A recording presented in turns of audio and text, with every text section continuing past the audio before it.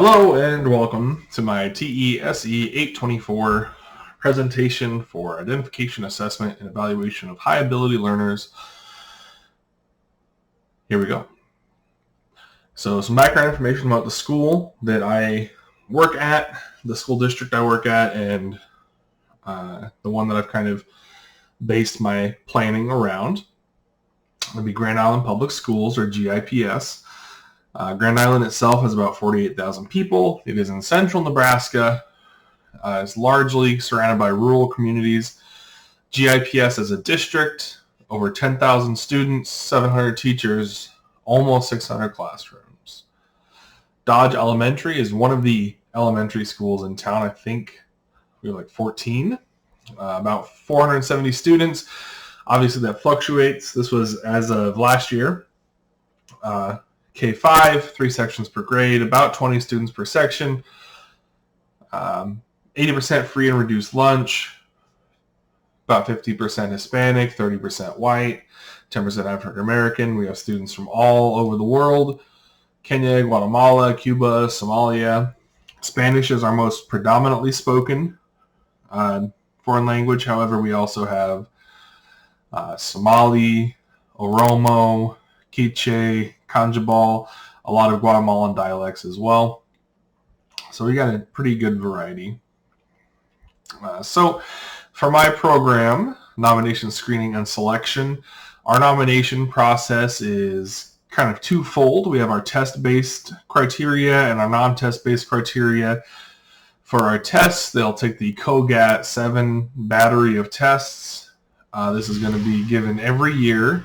And if you score 94% or above, you are put in to be eligible for the gifted program. Our MAP test also needs to be scored at 90% or above.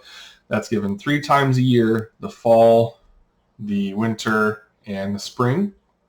We also have non-test-based criterion, teacher, parent, and peer nominations. In order to qualify for our program, you do need a recommendation or nomination from somebody that has observed something or has given some reason to believe that this student is gifted.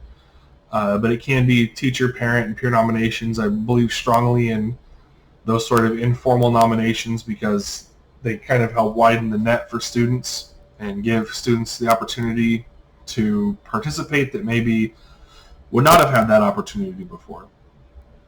At least one before you can move on towards selection. COGAT is a test that looks at nonverbal, spatial reasoning, those kind of parameters to give a general intelligence. MAP is in reading and math specifically. So that's another kind of aptitude test, subject matter wise.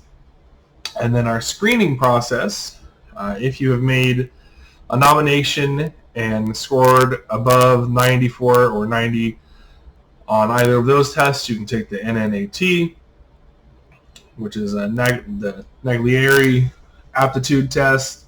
So a nonverbal test, so it doesn't require any verbal skills, which makes it a little bit more equitable for EL students and other low English speaking students who could still definitely be gifted. And then also student portfolios. If you can have a consistent student portfolio showing high level or high quality work, that will be able to get you into the program.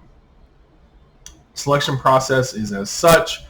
Everything's going to be contained within Google Doc or Google spreadsheets for each individual student, including scores, referrals, links to student portfolios, which are going to be kept predominantly digitally. The students will also be responsible for maintaining their student portfolios with teacher guidance, of course. You have to get a requisite score on 2 of the 3 tests, either COGAT, NNAT, or MAPS, and then have a recommendation. If you get a recommendation and you score high enough on one of the tests, you can have the NNAT to qualify as well.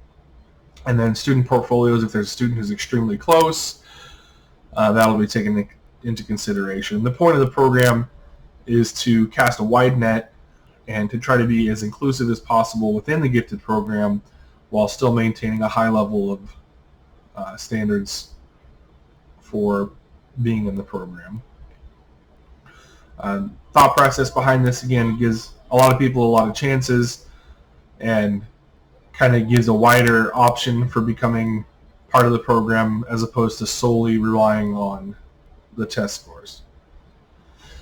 Assessments and grading. So assessment guidelines, the vast majority of assessments are rubric-based. That gives students an opportunity to see what expectations are of them and what they need to do in order to achieve a high level. All the rubrics will have a section that is focusing on growth and self-reflection. What did I do well? What could I have done better the next time, etc. They also will have academic and social assessments. Social skills is a huge component of personal growth, in particular with students who are highly gifted. And so having social assessments, for example, self-assessment that is designed to have a student reflect on how they worked as a group, or if there was a social situation, what they could have done better or differently in order to be more successful in that interaction. And then self and peer assessment are used in tandem with teacher assessments. So whenever there is a project or a student presentation, not only will the teacher do an assessment, will do a rubric and fill that out, the student's peers will also fill that out, and then the student themselves afterwards will fill out based on how they did, and then an aggregate of those scores will be used for grading. Grading policies and practices, pretty simple. The gifted educator records the grades, shares them with the classroom teacher because most likely they're the ones who are going to be doing report cards. In our district, that's the way it is. All assignments and assessments are in line with the state standards, which is Nebraska state standards and district expectations. Features and rationale for my program. So the main features of this program: evidence-based assessment practices. The NNAT, COGAT, and MAPS are used across the country for gifted assessment, as well as just for growth and academic achievement measurements. The nonverbal tests, which are multiple components of the COGAT as well as the entirety of the NNAT, help provide more equity in testing. They seek to include a wider array of students, in particular EL students.